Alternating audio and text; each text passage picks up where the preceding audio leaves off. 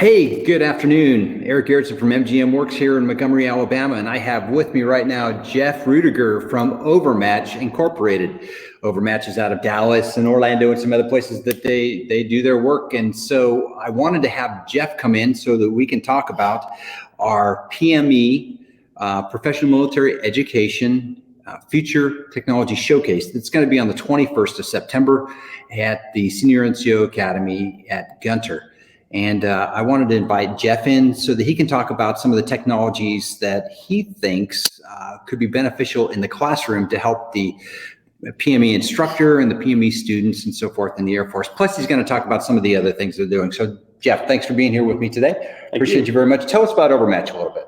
So Overmatch is a enterprise extended reality solutions company. Mm-hmm. So we make enterprise solutions that use an array of devices, and we allow people to use any device, a PC, a laptop, a phone, or a headset to experience the same solution or simulation at the same time, regardless of where they are. Okay, so is it basically that let's talk professional military education. Mm-hmm. Let's just say that in the classroom you have, with COVID-19, a lot of the students are not in the classroom particularly, but they still have a class.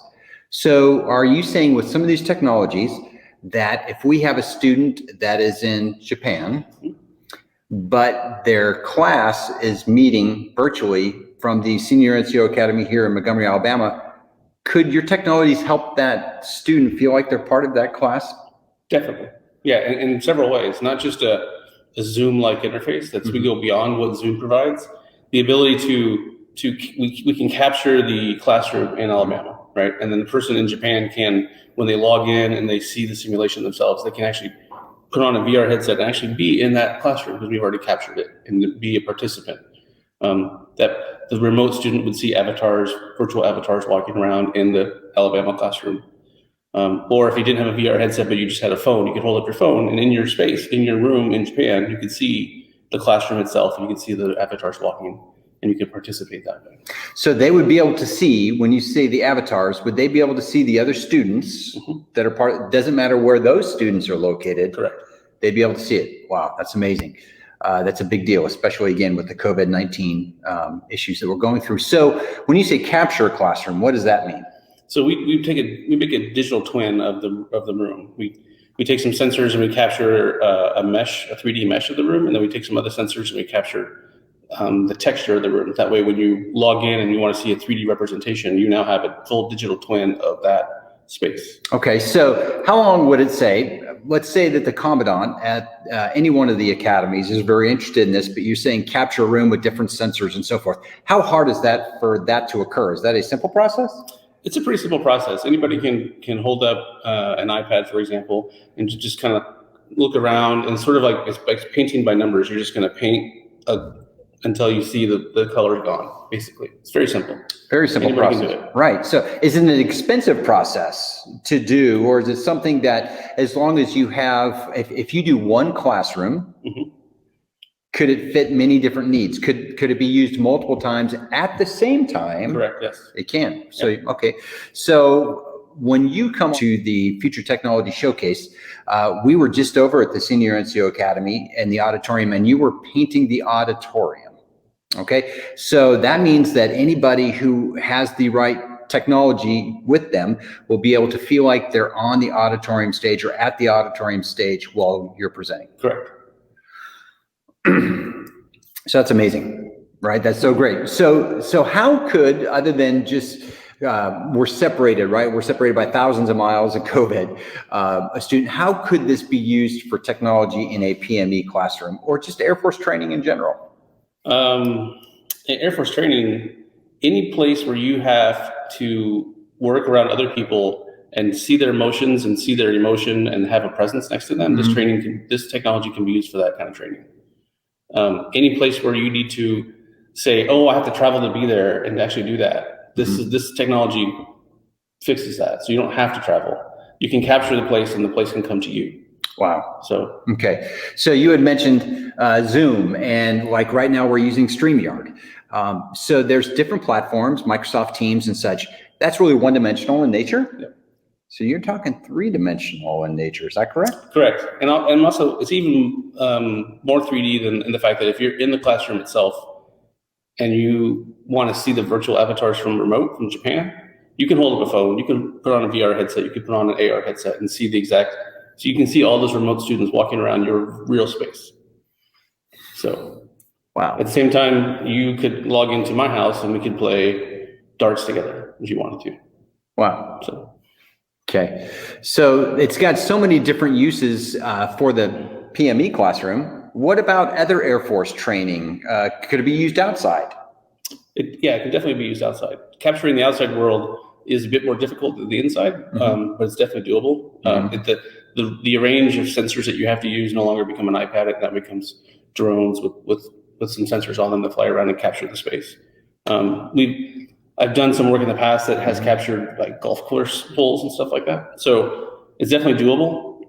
The training that you can do outside, there's a wide array of Air Force training the very simple one is range training. You can go on a range, you can make a virtual range, you could participate in a range that's not even in the state you're located, right? I could practice on a range in Alaska that might have different wind and temperature than Alabama.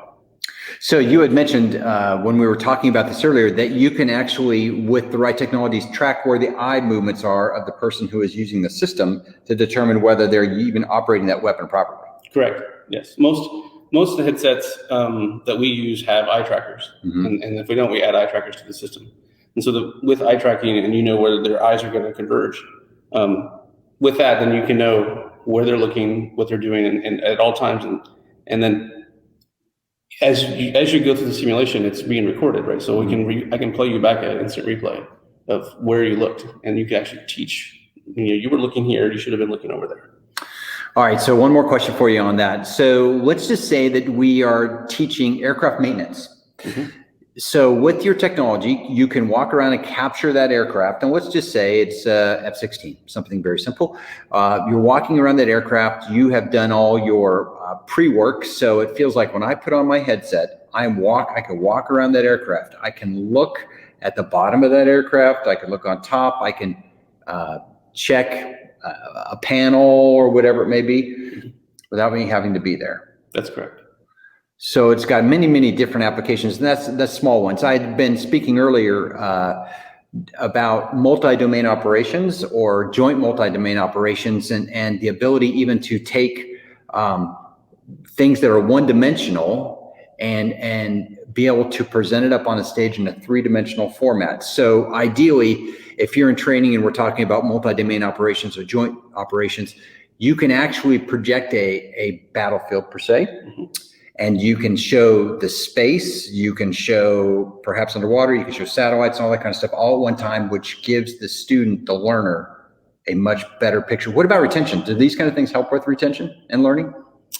Definitely, because they're visual and they're spatial. So when you walk through and you have a feeling that you're there and that you remember, I was there and I saw this.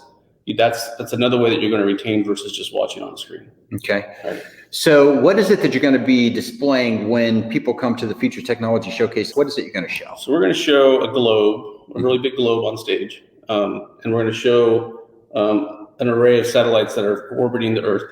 We'll be able to select a satellite and look at information about that satellite. People in the auditorium who have a phone who download the app can actually use their app and look at the same stuff they'll see the same virtual content that we're seeing. And then we'll have the ability to take a quiz at the end. Wow. So everybody from the curriculum designer to the curriculum writer and everybody else.